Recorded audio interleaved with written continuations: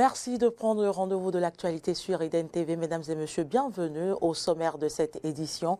Démarré il y a quelques mois, les travaux de rénovation de la place du Souvenir ou place des Martyrs sont presque achevés. Dans cette édition, vous suivrez quelques citoyens apprécier la rénovation de cette place publique. Célébration de la Journée internationale de la douane. Les disciples de Saint-Matthieu du Bénin ne sont pas restés en marge de cette commémoration.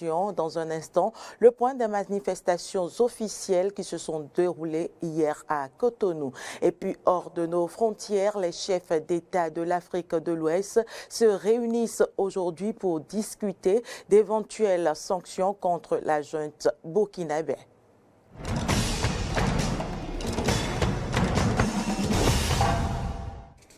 Merci pour l'attention. Je l'annonçais dans les titres, les travaux de rénovation de la place du Souvenir, encore appelée place des Martyrs, démarrés il y a quelques mois, sont en cours d'achèvement. Le vieux monument a été démoli et reconstruit pour lui donner une nouvelle image.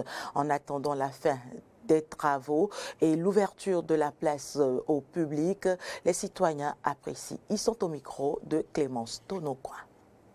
La place des Martyrs fait partie de notre histoire et on doit donner une image, une très belle image de cette place. Et ça a été comme ça depuis des années. C'est vraiment une bonne idée de refaire les choses, donner un aspect un peu plus joli pour pouvoir attirer aussi les étrangers, pour qu'ils savent au moins que c'est quand même une place très importante. S'ils terminent et puis ils ne font pas la place publique est à côté, ça sera un travail fait à moitié. Et on sait que le gouvernement ne fait pas des trucs à moitié. En tant que citoyen béninois, j'adhère à tout ce qui est réflexion. Du moment où on n'a pas voulu déplacer la place, c'est déjà quelque chose de bien. Et puis c'est pour le bien de la population aussi. Et ça fait évoluer la ville. La réfection de la place des Martyrs est une très belle initiative. Ça rend belle l'image de la ville au fait. C'est une très belle initiative et de telles initiatives sont vivement encouragées.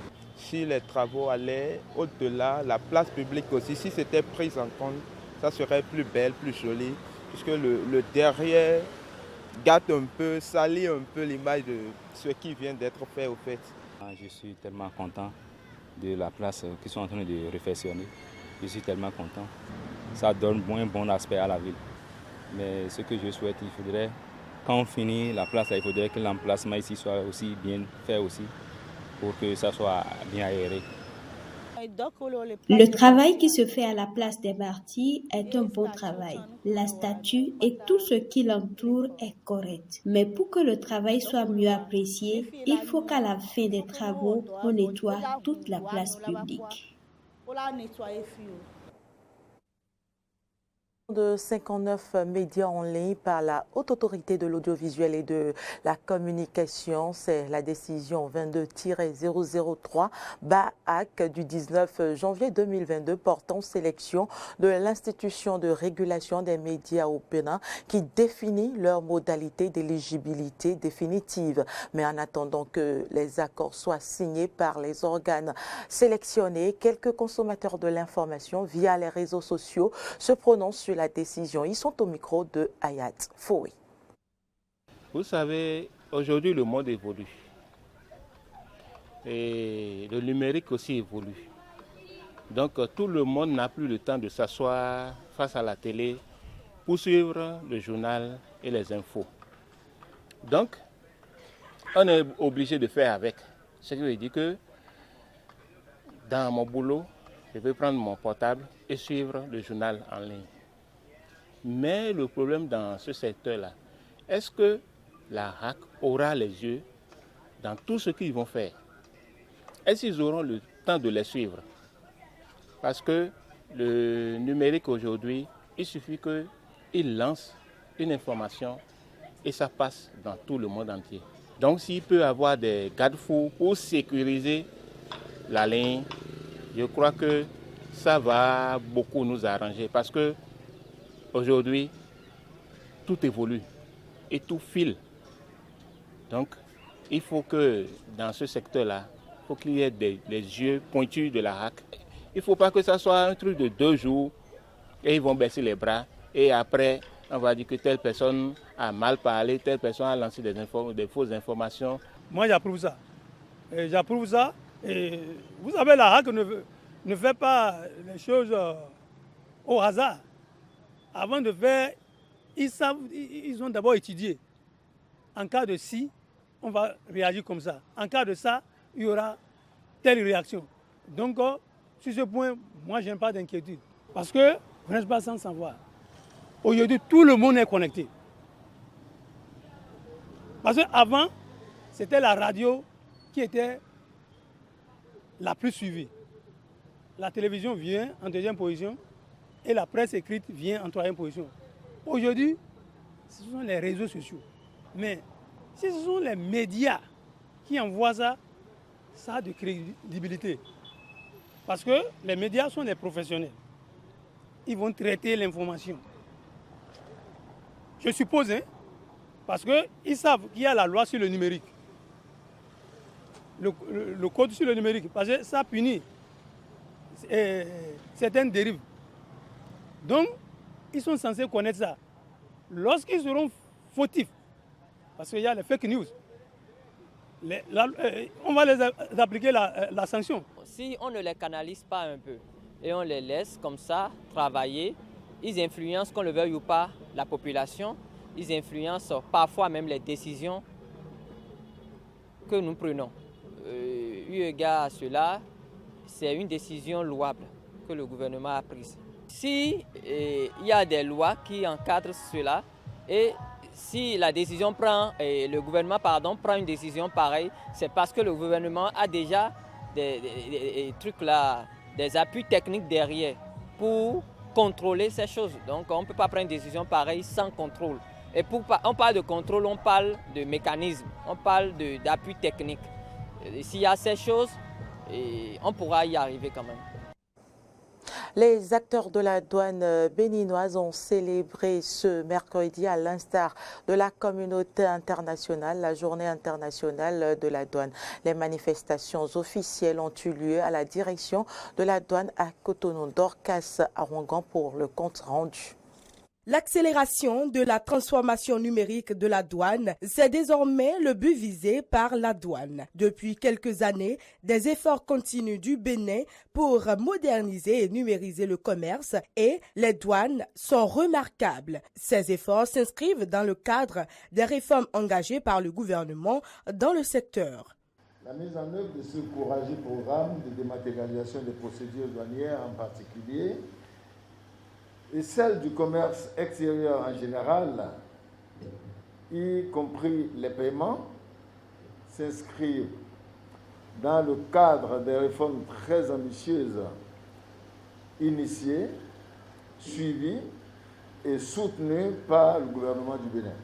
Cette journée souligne les efforts des hommes et des femmes qui travaillent dans les administrations douanières du monde entier. C'est donc l'occasion de rappeler comment les douanes contribuent à assurer la sécurité et la prospérité de nos collectivités. Ceci en luttant contre les trafics illicites et les contrefaçons.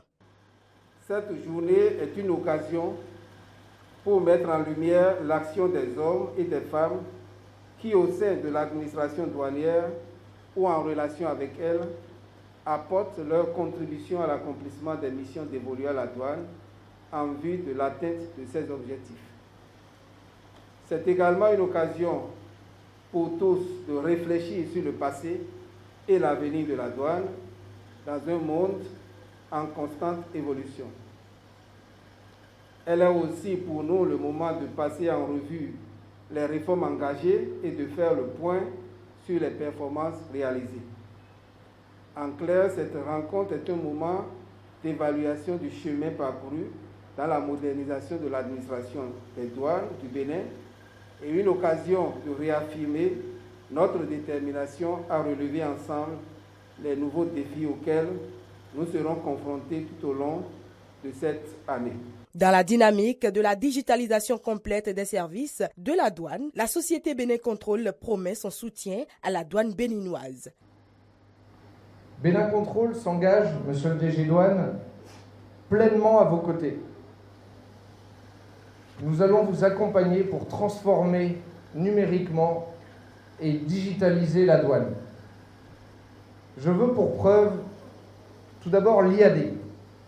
L'IAD, nous avons cette culture de la donnée. Nous avons des bases de données valeurs, nous avons un historique des transactions, nous analysons et nous croisons les données, qu'elles soient origine, marchandises, importateurs, et nous l'exploitons au quotidien pour émettre des AVD, mais aussi pour définir un niveau de risque.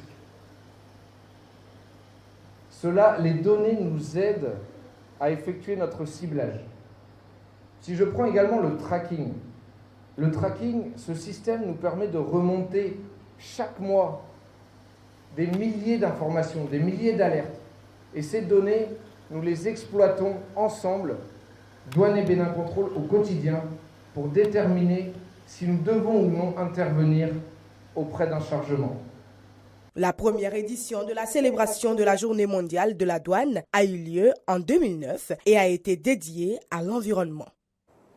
Nouvelle réunion de la CEDEAO consacrée au Burkina Faso. Vous l'auriez compris, nous sommes à l'international. Quelques jours après la prise du pouvoir par les militaires, les chefs d'État de l'Afrique de l'Ouest se réunissent aujourd'hui pour discuter d'éventuelles sanctions contre la junte. Une réunion virtuelle qui intervient après l'allocution du colonel Henri Damiba. Le nouvel homme fort du pays a promis un retour à la vie constitutionnelle normale. Reportage. Un coup de force militaire, mais une opportunité pour réconcilier le peuple burkinabé. Lors de sa première allocution télévisée, le colonel Damiba tient à rassurer sur ses intentions et demande de l'aide à la communauté internationale. En ces moments particulièrement difficiles pour notre pays, le Burkina Faso a plus que jamais besoin de ses partenaires. C'est pourquoi j'appelle la communauté internationale à accompagner notre pays afin qu'il puisse sortir le plus rapidement possible de cette crise pour reprendre sa marche vers le développement. Arrivé au pouvoir ce lundi après avoir évincé le président à la tête du pays depuis 2015, le colonel Damiba a promis un retour constitutionnel dans les plus brefs délais. Il a reçu ce jeudi les différentes organisations syndicales ainsi que l'ex-chef de l'opposition. Objectif, selon les mots du nouvel homme fort du pays, restaurer une paix durable avec les forces vives de la nation. Quand ils nous assurent qu'eux, ils sont là surtout pour remettre le pays dans ses bases régaliennes, notamment l'intégrité territoriale de notre pays et la sécurité des populations. Nous avons pris bonne note et nous avons promis de le remettre. Depuis 6 ans, les attaques djihadistes de plus en plus fréquentes menacent quotidiennement la sécurité de la population. Il y a quelques jours, au moins 10 civils ont été tués dans le nord du pays. Ces dernières semaines, les Burkinabés sont descendus dans les rues pour demander la démission du désormais ex-président Roch-Marc Christian Kaboré, jugé incapable d'assurer la sécurité de son peuple. Ce vendredi, la CEDEAO se réunit lors d'un sommet virtuel et devrait imposer des sanctions à la junte, comme elle l'a déjà fait auparavant pour le Mali et la Guinée, 2 autres pays où les militaires ont pris le pouvoir. Une élection aux allures de conclave, 4 jours, 4 tours de vote et toujours pas de président en Italie. Les partis politiques n'arrivent pas à s'accorder sur le nom du futur chef de l'État. Un nouveau vote est prévu ce vendredi, une élection présidentielle qui pourrait plonger le pays dans une nouvelle crise institutionnelle. Une élection qui prend des allures de commedia dell'arte. À Rome, le décompte de milliers de voix depuis le début de la semaine ne suffit pas à désigner le gagnant. Le futur président italien n'est toujours pas connu. 1, 2, 3, 4 tours. Les députés semblent tourner en rond, mais surtout camper sur leur position. Un compromis doit être trouvé entre le centre droit et le centre gauche sur une personnalité de haut niveau. Si nous voulons élire un politicien, nous savons où le trouver. Si nous voulons une personnalité institutionnelle de haut niveau, nous savons où la trouver. Aujourd'hui, nous nous abstenons. En tout cas, c'est un message. Considérant que c'est une forme de réorganisation des coalitions, et je pense qu'il y aura des développements dans les prochaines heures. Jeudi, l'heure était au statu quo au sein du Parlement transalpin, divisé par plusieurs couleurs politiques. Hier, Plus d'1 millier d'électeurs se sont encore prononcés, 441 personnes se sont abstenues, 261 ont voté blanc. Les députés et plus d'une cinquantaine de conseillers régionaux ont surpris en se positionnant pour le président sortant, Sergio Mattarella, 80 ans, qui ne souhaite pas briguer un second mandat. Le magistrat antimafia, Nino Di Matteo, arrivait en deuxième position. Autre possibilité, l'élection de l'actuel Premier ministre, Mario Draghi, 74 ans, pourrait rebattre les cartes. En février 2021, après la démission de Giuseppe Conte, l'ancien gouverneur de la Banque centrale européenne avait accepté pour mission de former un gouvernement d'union nationale d'urgence dans un contexte de crise économique et sanitaire.